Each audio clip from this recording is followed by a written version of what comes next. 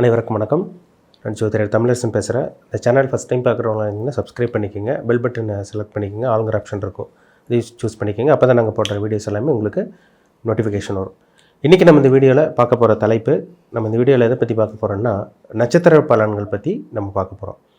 அந்த வரிசையில் தனுசு ராசி மூல நட்சத்திரத்தை பற்றி பார்க்க போகிறோம் இந்த வீடியோவில். மூலம் 1, 2, 3, 4 பாதங்கள் தனுசு ராசியில் மட்டும்தான் இருக்கும். சரிங்களா? இது உடைபடாத நட்சத்திரம். ஒரு சில நட்சத்திரமெல்லாம் உடைபட்ட நட்சத்திரமாக வரும். அதே பார்த்திங்கன்னா ஒரே நட்சத்திரம் 2 ராசிக்கு வரும். ஆனால் மூல நட்சத்திரம் தனுசு ராசிக்கு மட்டும்தான் வரும்.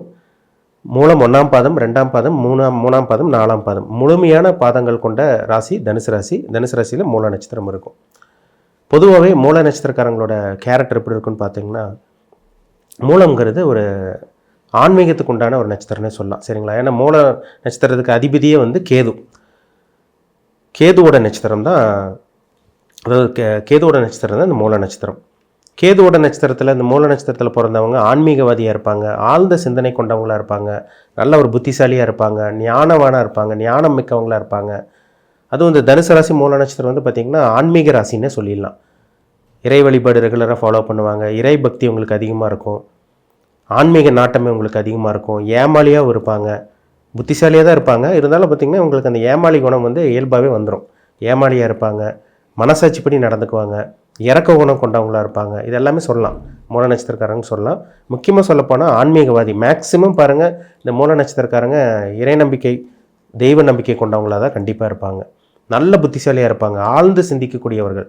எந்த ஒரு விஷயமா இருந்தாலும் ஒரு விஷயத்தில் ஃபோக்கஸ் பண்ணிட்டாங்கன்னா ஆழ்ந்து சிந்திப்பாங்க. அவசரப்பட்டு எந்த முடிவு எடுக்க மாட்டாங்க. ஆழ்ந்து சிந்திக்கக்கூடியவர்கள் தான் இந்த மூல நட்சத்திரக்காரங்க. பிறக்கும் போதே பார்த்திங்கன்னா உங்களுக்கு பார்த்திங்கன்னா கேது திசை தான். இப்போ 1ஆம் பாதத்துலலாம் பிறந்தாங்கன்னா முழுமையாக கிட்டத்தட்ட 7 வருஷம் கேது திசை நடந்துடும். 7 வருஷம் கேது திசை. சின்ன வயசில் பார்த்திங்கன்னா 7 வருஷம் கேது திசை முடிஞ்சு அந்த 7 வருஷத்துக்கு அப்புறம் பார்த்திங்கன்னா உங்களுக்கு சுக்கிர திசை ஆரம்பிக்கும். 20 வருஷம் சுக்கிர திசை. கிட்டத்தட்ட 27 வயசு வரைக்கும் உங்களுக்கு சுக்கிர திசை நடக்கும். ஒரு சில பேருக்கு பார்த்திங்கன்னா கேது திசை பார்த்திங்கன்னா 2 வருஷம் 3 வருஷம் தான் பிறக்கும் போது. அதுக்கப்புறம் சின்ன வயசுலேயே சுக்கிர திசை ஸ்டார்ட் ஆயிரும். ஒரு சில பேருக்கு 23 வயசு வரைக்கும் நடக்கும். ஒரு சில பேருக்கு 21 வயசு வரைக்கும் கூட கேது சுக்கிர திசை நடக்கலாம், சொல்ல முடியாது. அது என்ன பாதத்தில் பிறந்திருக்காங்களோ அதுக்கு தகுந்த மாதிரி பலன்கள் கண்டிப்பாக மாறுபட்டுரும். இப்போ 1ஆம் பாதத்தில் பிறந்தவங்க பார்த்திங்கன்னா முழுமையான உங்களுக்கு கேது திசை வந்துடும். உங்களுக்கு 7 இயர்ஸ், கிட்டத்தட்ட 7 வருஷம் கேது திசை வரும். அந்த 7 வருஷம் கேது திசை முடிஞ்சு சுக்கிர திசை 20 வருஷம் வருங்க. அதுதான் ரொம்ப முக்கியமான ஒரு வயசுன்னு சொல்லலாம், படிக்கக்கூடிய வயது. அது 27 வயசு வரைக்கும் கிட்டத்தட்ட உங்களுக்கு சுக்கிர திசை கண்டினியூ ஆகும். சுக்கிரன் பாவகிரகத்தை கூட சேரக்கூடாதுங்க. சுக்கிரன் செவ்வாயோட சேர்ந்து ஒரு நல்ல ஒரு இடத்துல இருந்தால் கூட அது பார்த்திங்கன்னா பிருகுமங்கல யோகமாக வேலை செஞ்சிடும். ஆனால் சுக்கிரன் ராகுவோட சேரக்கூடாது. சுக்கிரன் சனியோட சேரவே கூடாது. சனி நல்லவராக மாறிடுவார், சுக்கிரன் கெட்டவராக மாறிடுவார். அதே மாதிரி சுக்கிரன் ராகு சேர்க்கை இருந்துச்சுன்னா, ராகுங்கிறது ஒரு ஆழமான இருட்டு, சுக்கிரனை கம்ப்ளீட்டாக கெடுத்துருவார். அப்போது இந்த சுக்கிரன் ராகு, சுக்கிரன் சனி, இந்த காம்பினேஷனெல்லாம் ஒரு இருக்கக்கூடாத இடத்துலலாம் சுக்கிரன் இருந்து சுக்கிரதசி நடத்திடுச்சுன்னா சின்ன வயசில் படிப்பு மேலே அவங்களுக்கு நாட்டம் கம்மியாயிரும், காதல் காமம் மேலே அவங்களுக்கு ஆர்வம் அதிகமாயிரும்.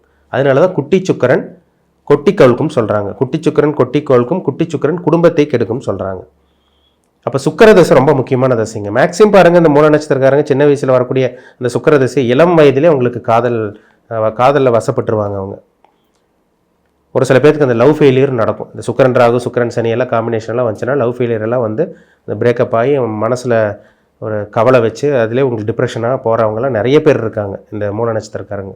அந்த சுக்கிரதசை கடந்து வந்தவங்களுக்கு உங்களுக்கு நல்லாவே தெரியும். அது சுக்கிரன்கிறது காதல் குறிக்கிற கிரகம், காமத்தை குறிக்கிற கிரகமே சுக்கிரன் தான். அப்போ சுக்கிரன் கெடாமல் இருக்கணும். நல்ல ஒரு இடத்துல சுக்கிரன் ஒரு கேந்திர ஸ்தானத்துலையோ, ஒரு 1, 5, 9 திரிகோண ஸ்தானத்துலையோ, இல்லை உங்களுக்கு திரிகோண ஸ்தானத்துலையோ கேந்திர ஸ்தானத்தில் கூட இருக்கலாம், தப்பு கிடையாது. ஆனால் பாவ கிரகங்களோட சேராமல் இருக்கணும். மேக்ஸிமம் பாருங்கள், இந்த சுக்கிர தசை தனுசு லக்னக்காரங்களுக்கும் மீன லக்னக்காரங்களுக்கும் சுக்கிரன் அவயோகியாக வரனால சின்ன பருவத்தில் வர சுக்கிர தசை ஒரு நல்ல ஒரு சுக்கிர தசையாக இருக்காதுங்க. நெகட்டிவான விஷயங்கள் தான் உங்கள் வாழ்க்கையில் நடக்கும். இப்போ தனிப்பட்ட ஜாதகத்தில் சுக்கிரன் எங்கே இருக்கார், உங்கள் பிறப்பு ஜாதகத்தில் சுக்கிரன் எங்கே இருக்கார், நீங்கள் 20 வயசுக்குள்ளே இருக்கீங்களா, இல்லை 20 வயசுக்கு மேலே இருக்கீங்களா, படிச்சுட்டு இருக்கீங்களா, உங்கள் வயசு என்ன, அது ரொம்ப முக்கியம். அதை செக் பண்ணிக்கோங்க. சரிங்களா? சுக்கிரன் எங்கே இருக்காருன்னு பார்த்துக்குங்க. 27 வயசு பெறக்கூடிய உங்களுக்கு சூரிய தசை 6 வருஷ தசையை நடத்தும். அந்த சூரிய தசையில் தான் அதிகார பதவி, நல்ல ஒரு ஹெச்ஆர், ஒரு டீம் லீடராக இருக்குது, சின்ன வயசில் ஒரு மேனேஜர் போஸ்ட், ஒரு சூப்பர்வைசராக இருக்குது. இதெல்லாம் பாருங்கள் இந்த சூரிய திசையில் தான் உங்களுக்கு கிடச்சிடும். 6 வருஷம் சூரிய தசை. இப்போ 25 வயசில் சூரிய தசை உங்களுக்கு ஸ்டார்ட் ஆச்சுன்னா உங்களுக்கு 31 வயசு வரைக்கும் நடக்கும். 27 வயசில் ஸ்டார்ட் ஆச்சுன்னா உங்களுக்கு வந்து பார்த்தீங்கன்னா 33 வயசு வரைக்கும் உங்களுக்கு நடக்கும். அது அவங்கவுங்க நட்சத்திர பாதத்தில் என்ன பாதத்தில் பிறந்திருக்காங்களோ அதுக்கு தகுந்த மாதிரி பலன்கள் கூடுதல் குறைவாக இருக்கும். சரிங்களா? அது வயது பொறுத்து என்ன நட்சத்திர பாதம் பொறுத்து பலன்கள் கண்டிப்பாக மாறுபடும். சூரிய தசையில் தான் 25-27 வயசுக்கு மேலே கண்டிப்பாக சூரிய தசை வந்துடும். அதில் நிறைய பேர் டெவலப் ஆனவங்களாம் இருக்காங்க. அரசாங்க வேலை சின்ன வயசில் கிடச்சிரும்.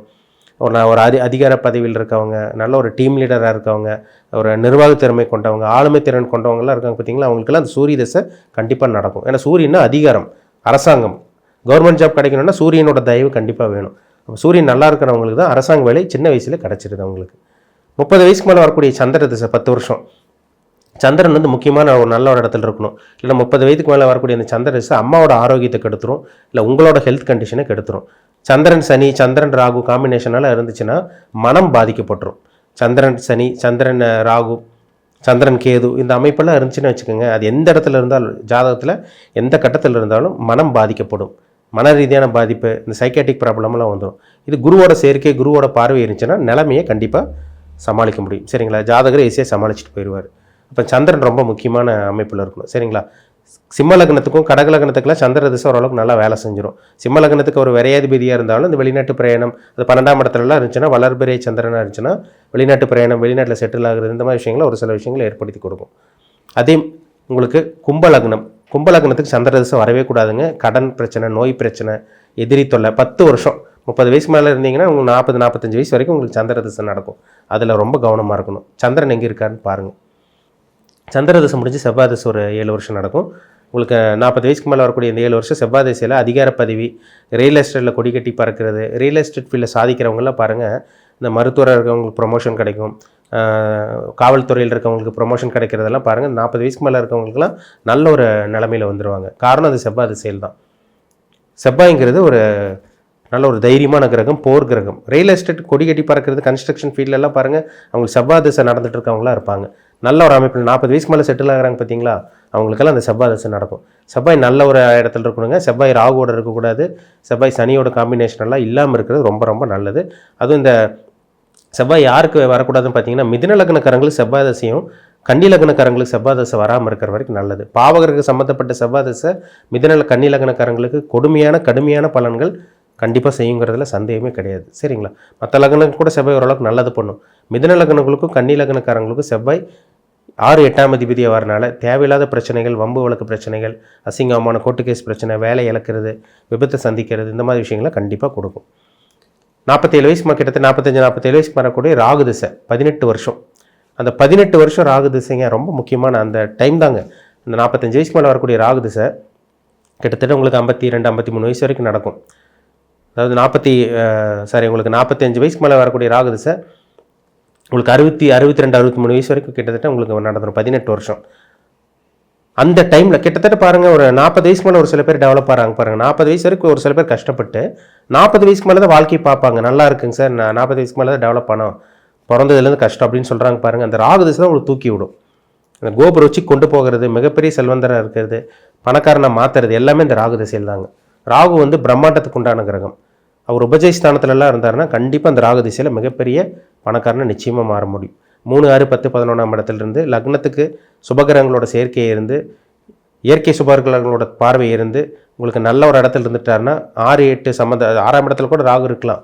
8ஆம் இடத்துலலாம் சம்மந்தப்படக்கூடாது. 12ஆம் இடத்துல சம்மந்தப்பட்டால் கூட சுபகிரக சம்மந்தப்பட்டால் கண்டிப்பாக அந்த ராகு திசை மிகப்பெரிய ஒரு மேன்மையை கொடுக்கும். மேக்ஸிமம் 3, 6, 10, 11ஆம் இடத்துல ராகு இருக்கிறது ஒரு நல்ல ஒரு அமைப்புன்னே சொல்லிடலாங்க. சரிங்களா? மிகப்பெரிய வாழ்க்கை, கோடீஸ்வர வாழ்க்கை, பிரம்மாண்டமான வாழ்க்கை, சொகுசு வாழ்க்கை, ஆடம்பர வாழ்க்கை எல்லாம் இந்த ராகு திசையில் தான் 40 வயசுக்கு மேலே வரக்கூடிய ராகு திசையில் தான் கண்டிப்பாக கொடுக்கும். ராகு செவ்வாயோடையோ சனியோடையோ நெருக்கமான டிகிரியில் சேர்ந்து இருக்கக்கூடாத இடத்துல 8ஆம் இடத்துல சம்மந்தப்பட்டு, உங்களுக்கு 12ஆம் இடத்துல சம்மந்தப்பட்டு, பாவகிரகங்கள் சம்மந்தப்பட்டால் கண்டிப்பாக தீய பலன்கள், கொடுமையான பலன்கள் கண்டிப்பாக ராகு கொடுக்குங்கிறதுல சந்தேகமே கிடையாது. உங்கள் பிறப்பு ஜாதகத்தில் என்ன தசாபுத்தி போகுது, உங்கள் வயது என்ன, உங்கள் வயசு என்ன நட்சத்திர பாதத்தில் பிறந்திருக்கீங்க, இதெல்லாம் பாருங்கள். ஏன்னா ஒரு சம்பவம் நடக்குதுன்னா, ஒரு விஷயம் நடக்குதுன்னா இந்த காரணம் தசாபுத்தி தான். தசையை நடத்தக்கூடிய கிரகமும் புத்தியை நடத்தக்கூடிய கிரகமும் தான் ஒரு மனுஷனை வந்து ஆட்டி படைக்கும். சரிங்களா? உங்கள் தனிப்பட்ட ஜாதகத்தில் இப்போ என்ன தசாபுத்தி போகுதுன்னு பார்த்து தெளிவாக தெரிஞ்சுக்குங்க. மீண்டும் அடுத்த பதிவில் சந்திக்கும் வரை உங்களிடமிருந்து விடைபெறுவது உங்கள் ஜோதிடர் தமிழரசன். இந்த சேனல் பிடிச்சிருந்தா உங்கள் நண்பருக்கு உறவினருக்கு ஷேர் பண்ணுங்கள், லைக் பண்ணுங்கள், சப்ஸ்கிரைப் பண்ணுங்கள், பில் பட்டனை கிளிக் பண்ணிக்கோங்க, ஆல்ங்கிற ஆப்ஷன் இருக்குது அதையும் செலக்ட் பண்ணிக்கோங்க. அப்போ தான் நாங்கள் போடுற வீடியோஸ் எல்லாமே உங்களுக்கு நோட்டிஃபிகேஷன் வரும். நன்றி, வணக்கம்.